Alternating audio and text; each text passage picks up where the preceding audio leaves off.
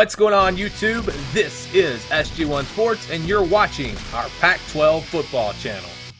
And we're going to preview the Pac-12 championship game coming up between Oregon and Utah. A huge game with major implications. If Utah wins this game, they're going to have a really good shot at making the college football playoff.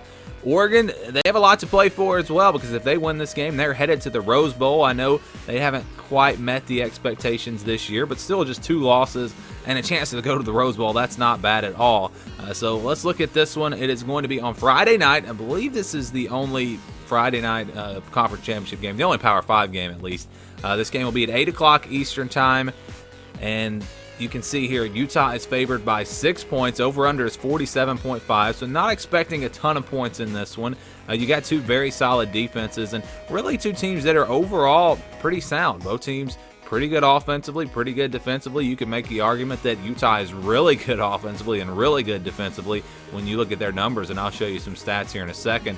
But this is going to be a huge game. Again, if Utah wins this game, and if they win impressively, I think there's no doubt about it, they will make the college football playoff, assuming that LSU beats Georgia, because if Georgia beats LSU, obviously both teams will get in. And the rankings are not updated here. I actually made this graphic before the new rankings came out. But anyways, Utah, Oregon coming up here in the Pac-12 championship. Let's look at the stats and see, do we find an advantage maybe for one of these teams? You look at the points per game, both teams right there at 35 points a game. Utah 35.6, Oregon 35.8.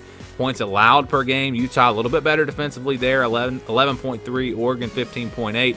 Total yards per game, very even. Again, you look at these 2 offenses, they are almost mirror images of each other. You look at the passing production, Oregon a little bit better there, Utah a little bit better on the ground. That is really interesting when you look at those offensive numbers. Both teams, again, very similar. Oregon maybe has played a little bit of a tougher schedule, but I think overall you could probably judge the offenses pretty well by those numbers. Yards allowed, that's where Utah has had an advantage, just 241 yards per game. Oregon giving up 331 yards per game on the let's go through the air first. Utah's only given up 185 yards per game. Oregon gives up 225 yards passing per game. And then on the ground, Utah's only given up 56.3 yards per game. That is among the best in the country. Oregon gives up 106 yards on the ground. I think that could be the difference. Which team is going to be able to establish a run game in this game? Utah and Oregon both pretty good at running the football. Again, you look at those numbers. No, that's really, I think, more of a strength for Utah. Oregon's going to maybe try to throw it a little bit more. But we've seen the Oregon offense really struggle in some of their big games. You go back to the very first game of the season against Auburn, and I realized they had some guys out in that game, but they really struggled offensively in that game. You go to the Cal game early in the year, they struggled. Against Arizona State, they struggled offensively.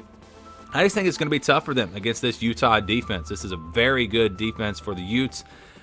Oregon is without a couple of their weapons in the passing game.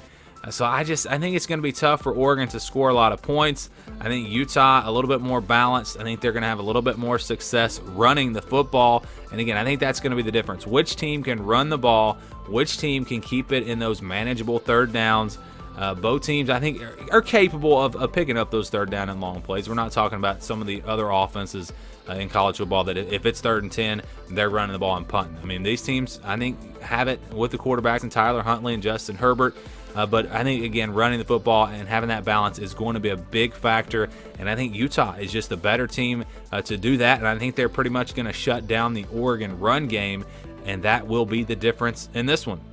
So I'm going to go with Utah to win this game 31-17. I think Utah will maintain a 7-point lead basically throughout the game, and then they'll get a late touchdown to push the lead to 14, come up with a stop, and that's how this game will end. Utah 31, Oregon 17. That's my prediction, and I think if Utah is able to win this game by 14 points like I am predicting, I think that's probably enough to get them in the college football playoff unless Georgia beats LSU. And if Utah wins by 14 and Oklahoma wins by 14 or Baylor wins by 14, Utah is in. I don't think there's going to be enough. I realize Baylor and Oklahoma, they're going to have a top 7 win on their resume, but Utah is going to have a pretty good win on their resume as well. And we've seen the committee pretty much throughout this thing think that Utah is the better team.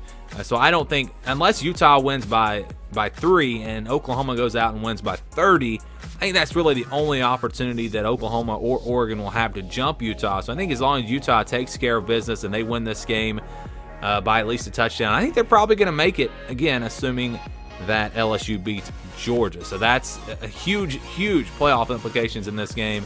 And again, if you don't get into the playoff, whichever team wins this game, you still get to go to the Rose Bowl. So a lot on the line in the Pac-12 championship game. I want to know what you guys think about this one. What's your prediction? Who do you have winning?